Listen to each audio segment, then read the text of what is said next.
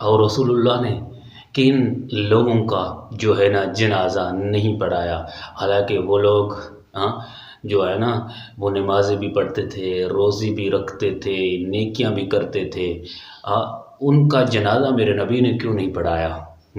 وہ ٹھیک ٹھاک لوگ تھے، یعنی کہ وہ نیکیوں کے اندر بھی آگے تھے، پرہیزگار بھی تھے، متقی بھی تھے۔ ایک جنازہ جب آپ کے سامنے لایا گیا نا تو آپ نے پوچھا کہ اس کے ذمہ کوئی قرض ہے؟ تو صحابہ نے عرض کی یا رسول اللہ اس کے ذمہ کوئی قرض نہیں ہے۔ آپ نے جنازہ پڑھا دی، اللہ اکبر، رسول اللہ نے اس کا جنازہ پڑھا دیا۔ پھر دوسرا جنازہ آیا تو آپ نے پوچھا کہ اس کے ذمہ کوئی قرض ہے؟ دیکھو نا، اور چیزیں میرے نبی نے نہیں پوچھی۔ میرے نبی نے یہ نہیں پوچھا یہ نمازیں پڑھتا تھا یا نہیں، میرے نبی نے یہ نہیں پوچھا کہ اس نے حج ادا کیا کہ نہیں، میرے نبی نے یہ نہیں پوچھا کہ اس نے فلاں نیکی کی ہے یا نہیں کی، یہ لوگ تو غیبتیں کرتا تھا، یہ جھوٹ بولتا تھا۔ میرے نبی نے کوئی چیز نہیں پوچھی کہ کون سی اس نے نیکی کی ہے کون سی نہیں۔ میرے نبی نے کیا پوچھا؟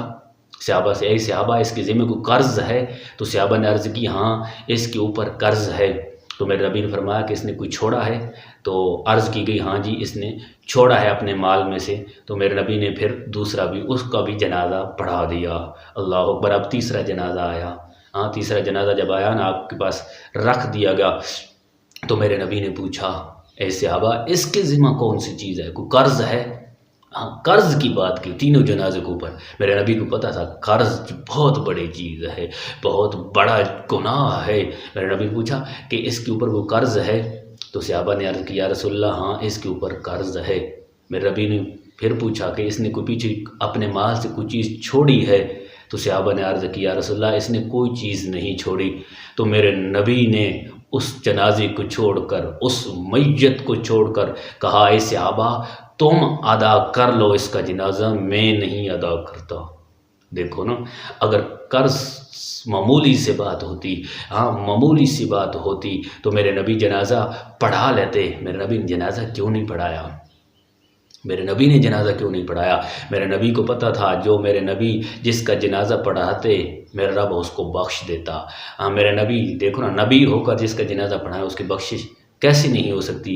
میرے نبی کو پتہ تھا کہ میں اس کا اگر جنازہ پڑھا دوں گا اس کی بخشش تو ہو جائے گی، لیکن جس کا اس نے قرض ادا کرنا ہے، جس کو اس نے قرض دینا ہے تو اس کے اوپر کیا گزرے گی کہ میرا اس نے قرض دینا تھا تو اس کا قرض بھی معاف ہو گیا۔ میرے نبی نے اس جنازے کو چھوڑ دیا، کہا اے صحابہ تم پڑھو میں اس کا جنازہ نہیں پڑھتا، کیوں کہ اس نے قرض ادا کرنا ہے۔